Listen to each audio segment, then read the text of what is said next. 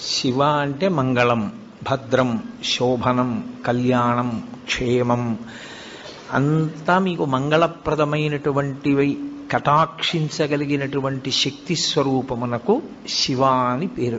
అందుకే శివునకు అమంగళమునకు సంబంధం ఉండదు. అసలు ఆయన ఎన్నడూ అమంగళము చేయువాడు కాడు. ఎప్పుడూ మంగళం చేసేవాడెవరో, ఎప్పుడూ భద్రాన్ని చేకూర్చేవాడెవరో, ఎవరి అనుగ్రహం చేత శుభ పరంపర మనకి కలుగుతుందో అటువంటి మహానుభావుణ్ణి శివ అని సంకేతిస్తాం. శివునకు ఒక రూపము కాదు, యథార్థమునకు అసలు పరమేశ్వరుడికి ఒక రూపం ఉంటే కదూ. కోటేశ్వరరావు అంటే ఏదో ఒక రూపంతో ఉంటాడు. పరమేశ్వరుడికి అలా ఒక రూపం ఉండదు. ఆయన చేసినటువంటి చేష్టితముల వలన భక్తులను అనుగ్రహించాలనేటటువంటి ఆయన యొక్క కారుణ్య తీవ్రత వలన ఆయన అనేక రూపములను ధరిస్తారు.